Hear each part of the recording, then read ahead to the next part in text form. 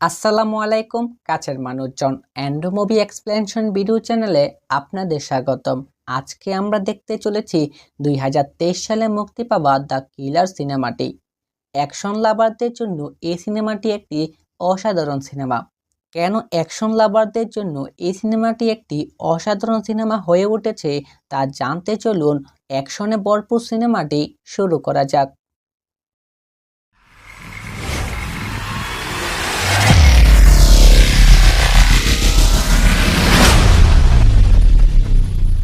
সিনেমার শুরুতে আমরা এই সিনেমার প্রধান চরিত্র ক্যাংকে দেখতে পাই। ক্যাং আজ থেকে কয়েক বছর আগে একজন প্রফেশনাল সুপারি কিলার ছিল। ক্যাং এমন একজন সুপারি কিলার ছিল যে টাকার জন্য সবকিছুই করতে পারত, কিন্তু এখন সে এই সব কিছু ছেড়ে দিয়েছে। সে তার স্ত্রীর সাথে সাধারণ জীবনযাপন করছিল। যেহেতু সে অতীতে কাজ করে অনেক টাকা আয় করেছিল, সেজন্য সে অনেক ধনী এবং তার একটি বিশালবহুল বাড়ি রয়েছে। একদিন তার স্ত্রী তাকে বলে সে তার বন্ধুর সাথে 3 সপ্তাহের জন্য এক আইল্যান্ডে ঘুরতে যাচ্ছে। এখানে উল্লেখিত বিষয় হলো ক্যাং আরেক ব্যক্তির স্ত্রীকে বিয়ে করেছে।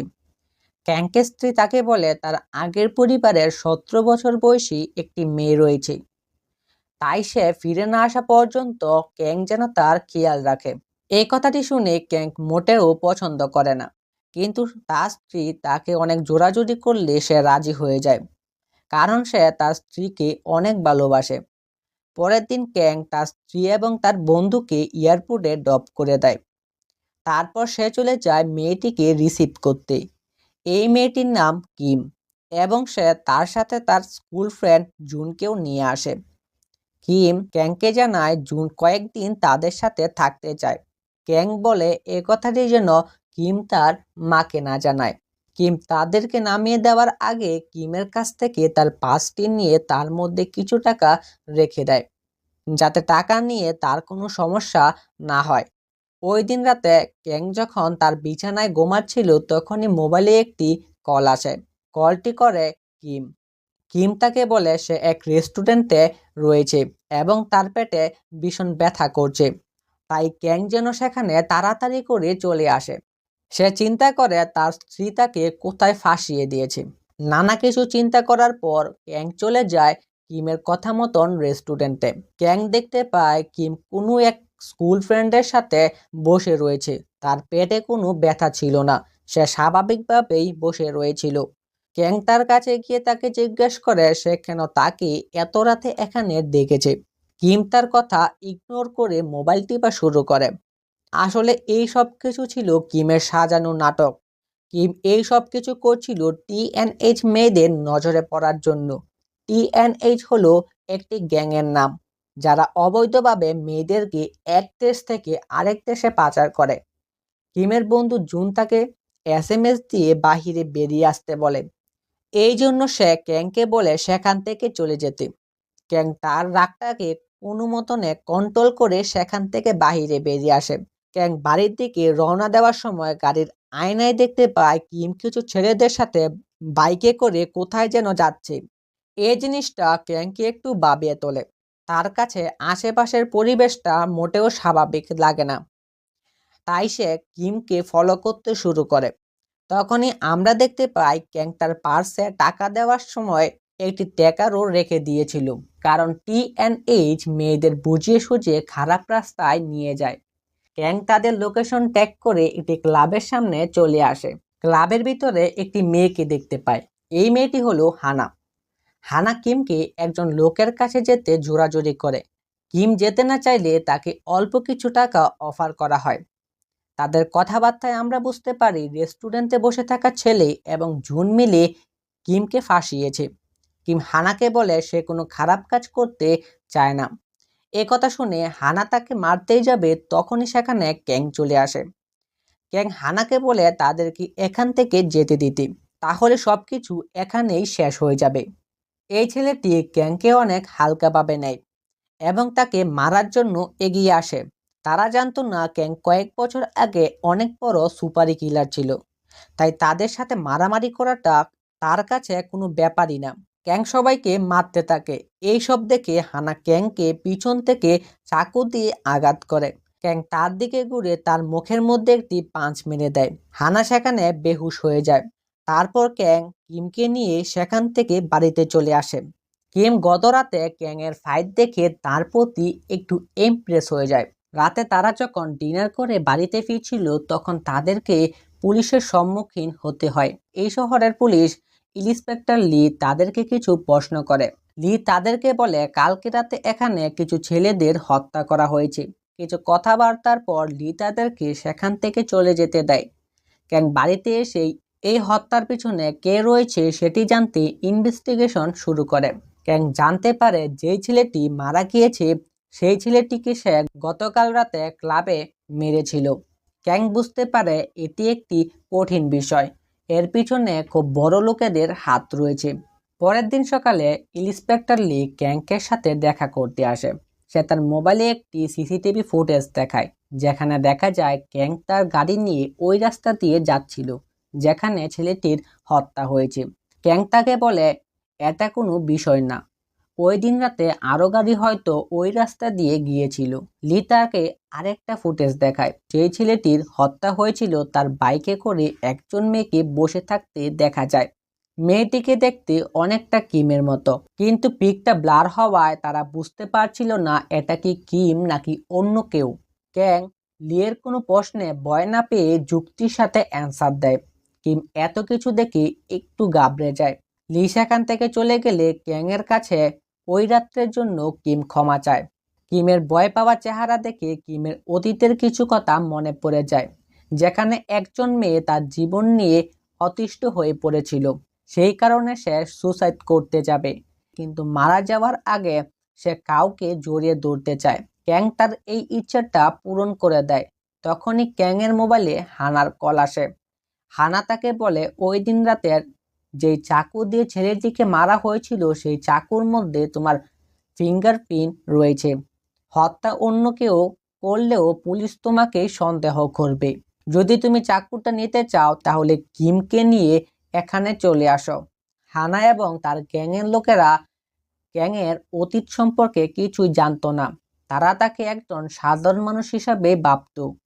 হানার কাছে যাওয়ার আগে ক্যাং কিমকে একটি ঘড়ি হাতে পড়তে বলে, কারণ এই ঘড়ির মধ্যে ট্র্যাকার লাগানো ছিল। তারপর সে বাইক নিয়ে হানার দিকে এগিয়ে যায়।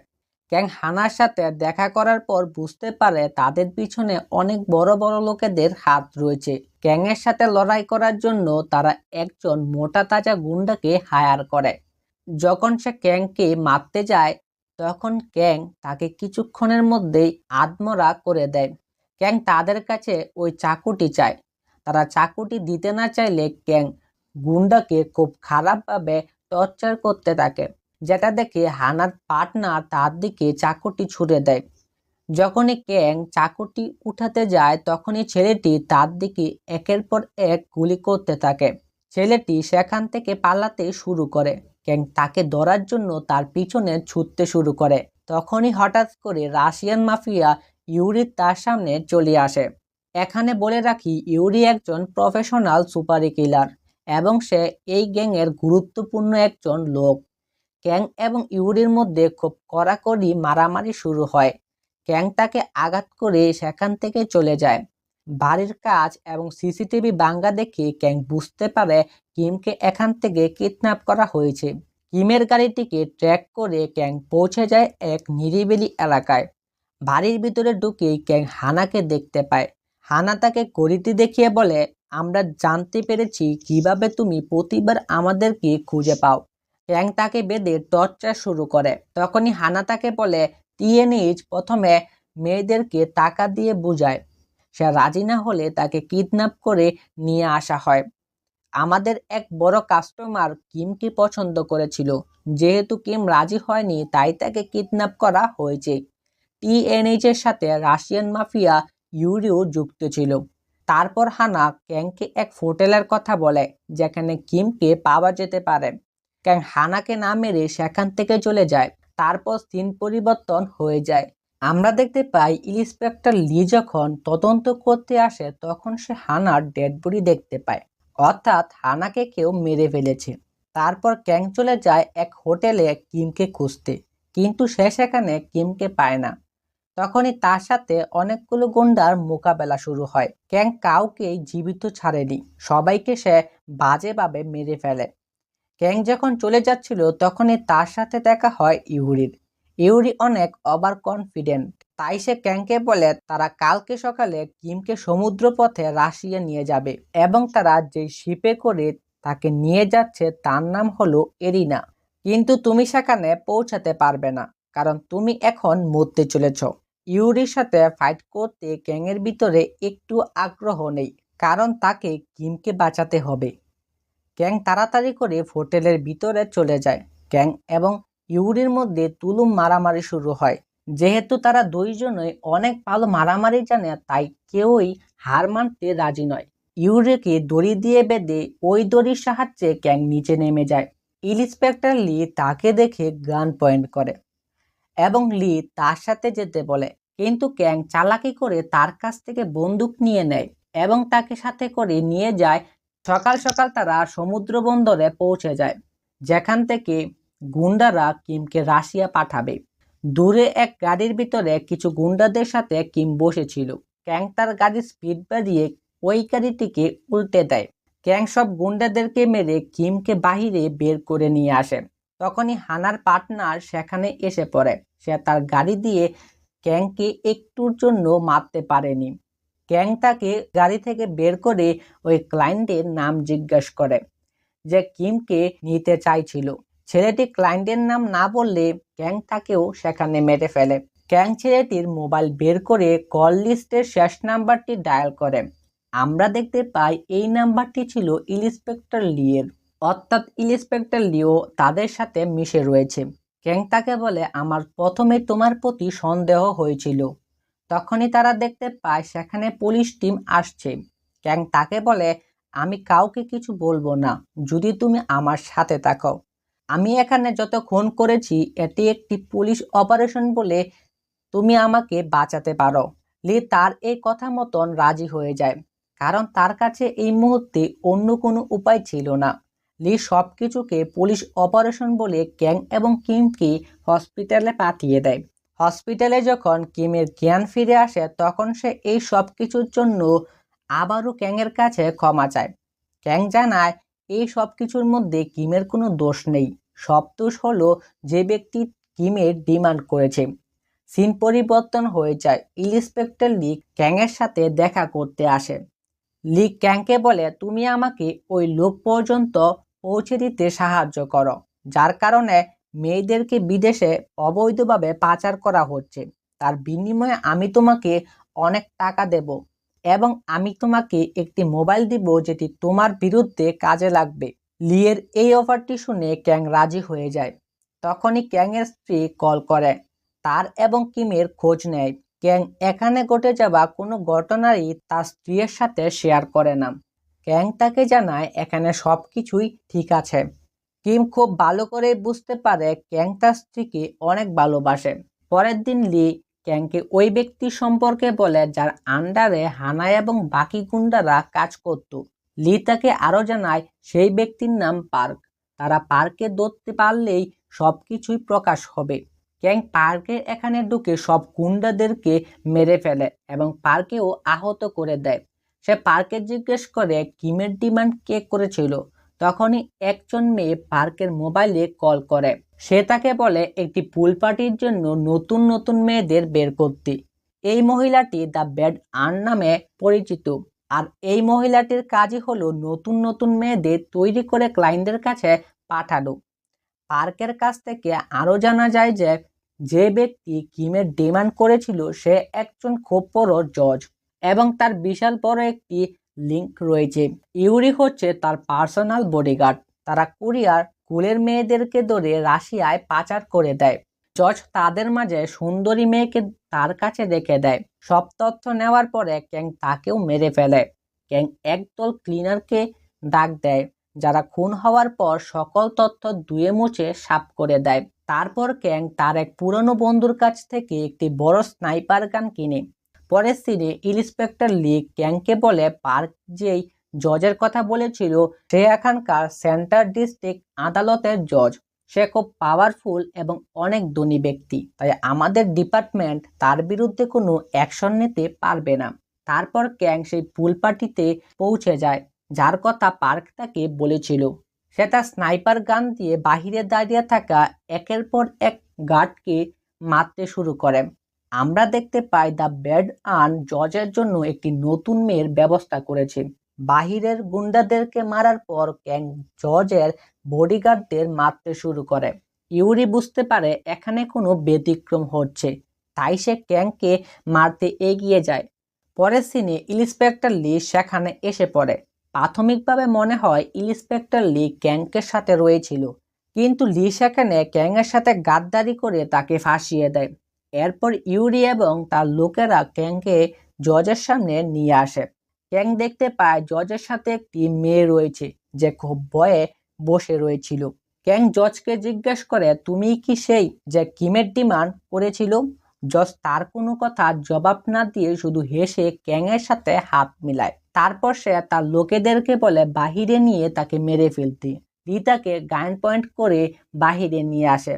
লি তাকে গুলি করার আগে ক্যাং পাল্টা আক্রমণ করে খুব কড়াকড়ি একটি মাইর দেয় এবং গুন্ডাদেরকে কিছু মিনিটের মধ্যেই মাটিতে শুইয়ে দেয়। ক্যাং লিকে জানায়, আমি তোমার কাছে এই জন্য সারেন্ডার করেছিলাম যাতে জজ পর্যন্ত পৌঁছাতে পারি। তারপর সে লিয়ের বন্দুক দিয়ে সবাইকে শুট করে দেয়। হঠাৎ ইউরি এসে তার উপরে গুলি চালাতে শুরু করে। তাদের দুইজনের মাঝে প্রচুর গান ফাইটিং দেখতে পাওয়া যায়, কারণ তারা দুইজনে প্রফেশনাল, তাই তাদের মাঝে সমান সমান লড়াই হয়। তবে ক্যাংয়ের কাছে ছিল ফাইটিং স্কিল এর সাথে সত্যের ক্ষমতা, এই জন্য ইউরি তার সাথে পেরে উঠতে পারে না। শেষ পর্যায়ে ইউরি মারা যায়। তারপর ক্যাং জজের কাছে চলে যায়। ক্যাংকে দেখে জজের অবস্থা টাইট হয়ে যায়।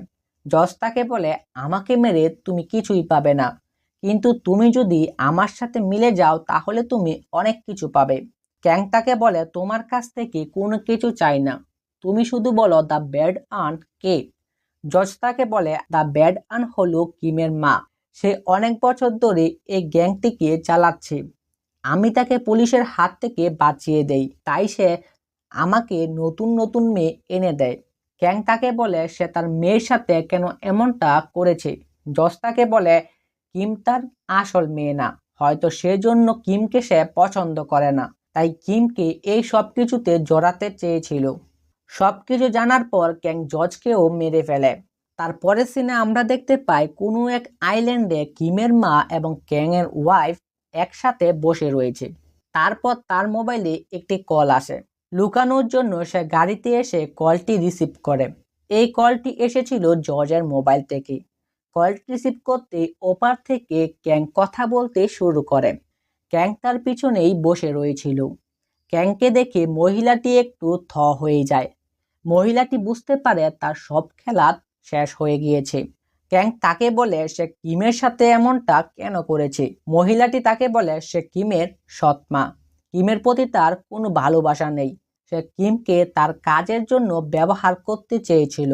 মহিলাটি তাকে আরো বলে সে তার স্ত্রীর সাথে এই জন্য বন্ধুত্ব করেছিল যাতে কিমের উসিলায় সে ক্যাংকে ফাঁসাতে পারে। ক্যাং তাকে গাড়ি স্টার্ট করতে বলে। একটি নিরিবিলি জায়গায় গিয়ে ক্যাং তাকে বলে, এত কিছু প্ল্যান করার আগে তুমি আমার অতীত সম্পর্কে একটু খোঁজ নেওয়ার দরকার ছিল। তুমি মারা যাওয়ার পর আমি কিমের খেয়াল নেব। এতটুকু বলে সে মহিলাটিকে গুলি করে সেখানেই মেরে ফেলে। তারপর আমরা কিমের সাথে কিমের দেখতে পাই। ক্যাংয়ের স্ত্রী তাকে জড়িয়ে ধরে। তখনই আমরা বুঝতে পারি কিছু বছর আগে যেই মেয়েটিকে বাঁচিয়েছিল সেই মেয়েটি আজ ক্যাংয়ের স্ত্রী। এই হ্যাপি এন্ডিং এর সাথে সিনেমাটি এখানেই শেষ হয়ে যায়।